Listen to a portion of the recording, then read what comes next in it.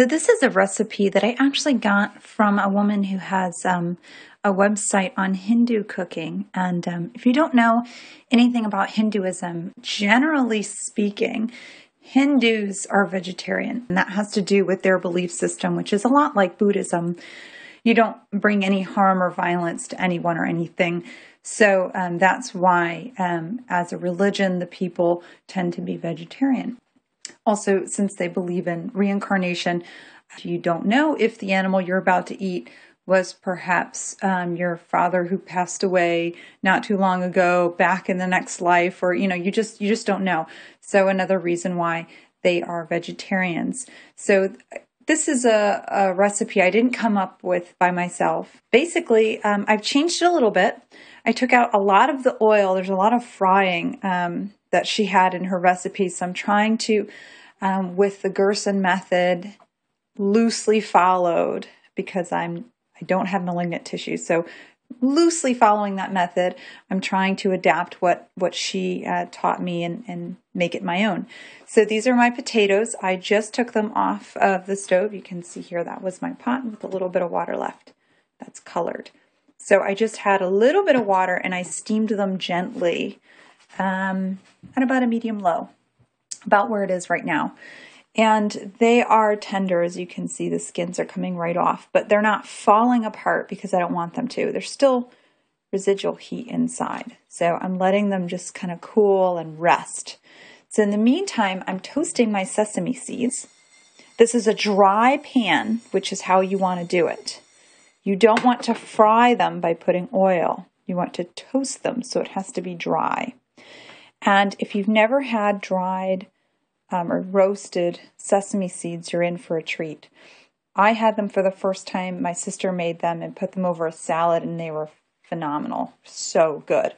It's hard to describe the flavor. It's not what you would think. Very, very deep, very roasted. It's really, really nice. So she calls for it in her recipe, so I'm pretty excited. It should be good.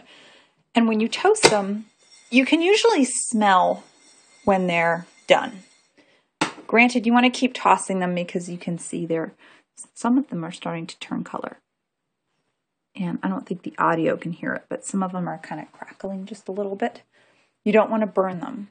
But once you start to get the aroma, take them off the heat. And I'm going to muddle them. You can throw them in a food processor, but that's just more cleanup. A little mortar and pestle or crucible is it's much easier to clean, and I'll show you that too. So I'm just toasting my sesame seeds, and then I'll be right back. So this is what I was telling you about. Here are my seeds. You can see them in there, and I will demonstrate how simple this is. You're just going to place it in there. And you're just going to roll it around. You can hear they're cracking.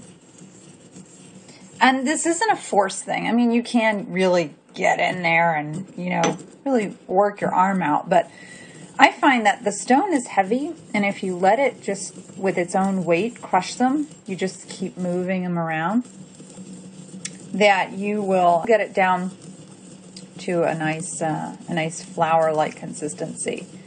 And this is, this was the way that people made medicine back in the day, and should be going back to it now with natural herb remedies. And in here, mixing them with a little water or a little oil to make a paste, and then use them accordingly.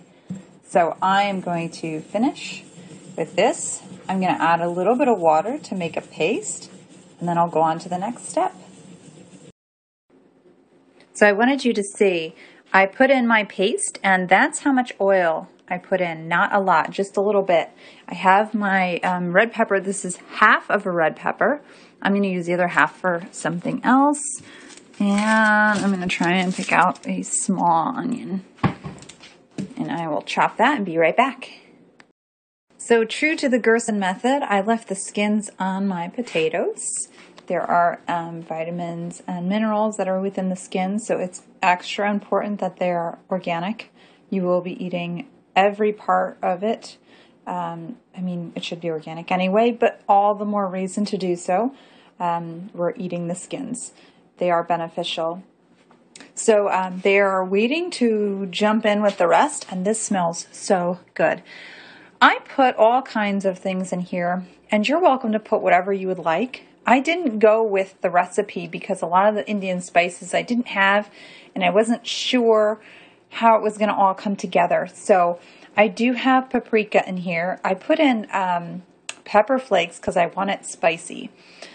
And gosh, there's cumin, coriander, marjoram, garlic.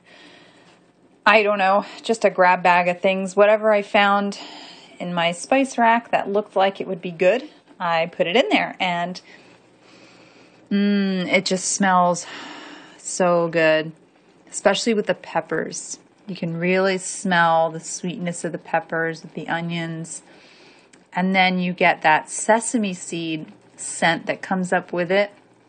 So good. So I used the rest of the juice that I had boiled my potatoes in. And of course, as you can see, I switched pots. So I just dumped it all in there because I just did a light, quote-unquote, fry in the fry pan and then dumped it in here with the rest of the water. Topped it off with a little bit more because it is going to cook down a bit. And then I'm going to toss in the potatoes with it, take a taste, and add a little yogurt as I finish it. Again, making sure that you don't cook your yogurt. They're live bacteria. You don't want to kill them. So that's the last thing you do right before you serve. You can make it really pretty by adding a dollop of the yogurt and maybe sprinkling some dill or chives or, whatever you want to put on top, and that would make it really nice. So then you guarantee your cultures are still alive, and it's great with kids because then it's not going to be too hot. They can mix it in and cool it down quickly right before they eat it. So I'm going to cook this down a little bit more and throw in my potatoes. Now every few minutes, don't forget to open this up, give everything a light toss, and then close it up again. If you want to keep them in these little cuts like they are, it's best to do this and bring them up and let them just fall. Now once this is cooked down enough to where I think the peppers are at a state that I want them, I'm going to turn this off and let these potatoes cool and really soak in that juice. This is one of those dishes that is probably best the next day. So if you're making it late in the evening like I am, like I always seem to be, it's something where if you want to make it for the following day, it's probably best to do it the day before. But you don't have to. It's just like chili. It's good anytime. It's up to you. But it makes for excellent leftovers.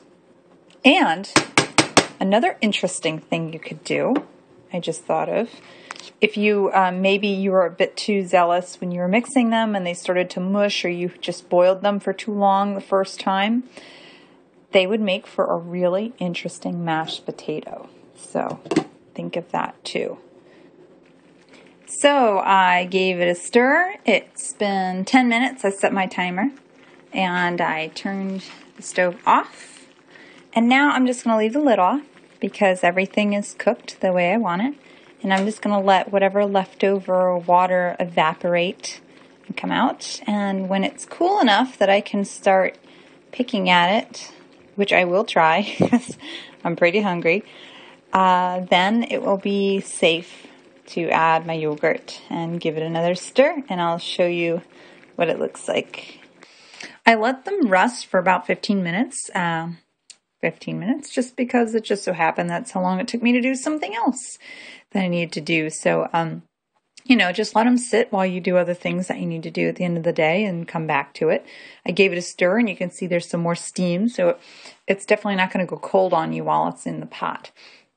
But I did give it another stir and I gave it a taste. I think it's really good. And I'm going to add a little bit of my yogurt to it and plate it up. I can't wait to eat. It is so good. I added the yogurt to my bowl and not to the pot. For one thing, I am not using the microwave to reheat things. I'm putting them back on the stove the next day. So It'll keep me from cooking my yogurt, which is what I don't want to do. But you know, it's the same thing if you put it in the microwave. You really don't want to microwave or nuke your yogurt. It'll curdle and look really gross. So, and of course the benefit will be gone because they will be dead. So don't do that. Also, if you decide for whatever reason you don't like the flavor of the yogurt, then you didn't ruin your entire pot. It's just the little bit that you set aside. However, I do think it's lovely. I think that when this is chilled, it would make for a great healthy potato salad as well. So perfect for summer, which is right around the corner. As things start to get hot and everybody is at odds with those mayonnaise-laden foods, you have this instead. And it is so tasty. In fact, it could take more spices. These potatoes really soak them in, and it's just so good. It's flavorful the way it is. But if you like Indian food or you really like things really spicy or with a lot more flavor, it can definitely take it. It can take a lot of spice. So make your own, experiment, and enjoy.